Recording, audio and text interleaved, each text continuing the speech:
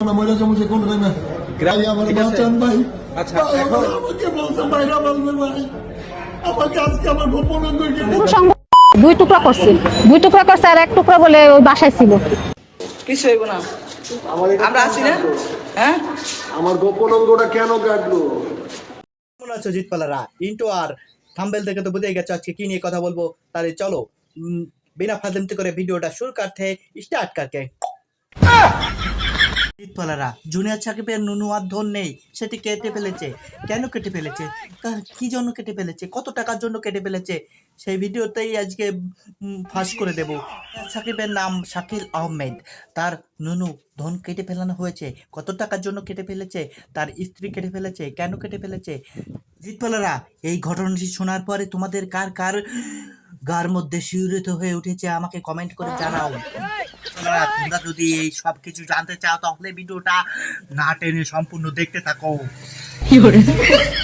Shakil Ahmed TikTok video তো আমাদের সবার ফোনে কম বেশি আছে। জুনিয়র সাকিব মূলত টিকটক ভিডিও বানাতো, সেখান থেকে সে বেশ ভাইরাল। বুকের ভিতর তুমি যেন ছোট্ট প্রাণের পাখি, তুমি জানো ছোট্ট একটা পাখি, কিন্তু তার পাখি আজ নেই, কারণ তার বউ তার সেটা কেটে নিয়েছে। সে আবার হাতে নিয়ে পোস্ট করেছে টক। সাকিব হচ্ছে একজন বিবাহিত পুরুষ, সে তার বউকে নিয়ে অনেক ভিডিও বানিয়েছে, সেখান থেকে তো সেই অনেক ভাইরাল। কিন্তু তার নুনু কাটা কপালে লেখা ছিল না, কপালে লেখা ছিল তো নুনু কাটা যাবে। হ্যাঁ হ্যাঁ টুক করে। আর অনেকেই ওই জুনিয়র সাকিবের বউকে রানু মণ্ডলের সাথে তুলনা করে, সে নিয়েও এরা একটা ভিডিও বানিয়েছিল, চলো দেখে আসি। তোমার নাকি রানু মণ্ডলের মতো লাগে, আমার সাথে মানায় না, বহুত কথা। সত্য? হ্যাঁ আমি আমার মতন, আমি তো কেউর মতন না। কিছুদিন আগে শোনা গেছে ওর বউকে বাদ দিয়ে অন্য মেয়ে ছেলের সাথে রাত কাটাতো, তাহলে ওর বউ কেন ওর নুনু মানে ধন না কাটবে কি এর পারবে, হাতে নিয়ে ভিডিও করেছে, দেখছো তোমরা। এরপরেই শুনতে পারছো যে জুনিয়র সাকিবের নুনু কাটা গেছে, এটা মূলত কেটেছে ওর বউ স্ত্রী, যাকে একটু আগে আমরা রানু মণ্ডল বলছিলাম। কুচুত করে কেটেছে, কুচু তো নুনু আর নুন নেই, ধন নেই, সব কেটে দেওয়া হয়ে গেছে। তোর বউ লাল পানির সাথে ঘুমের ওষুধ মিশিয়ে দিয়ে তারপরে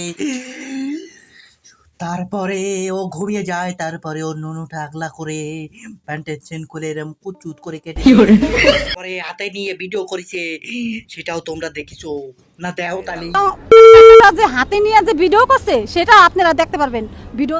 এই ঘটনা জানি আমি শুনেছি, দেখলাম ইউটিউবের মধ্যে দাঁড়িয়ে, তারপরে তো আমার গার মধ্যে শিউরে উঠতেছে। তোমাকে কি কারণ গার মধ্যে শিউরে উঠতেছে না? সে যতই খারাপ হোক, তার সাথে এইটি করা কেউ উচিত হয়নি। তার একটা গোপন অঙ্গ তার বিচি দুটো খসাই দোন কাটতে কেন? এই ঘটনা জানার পরে জুনিয়র মিশা সওদাগর কি করলো সেটি শুনে আসবো, চলো।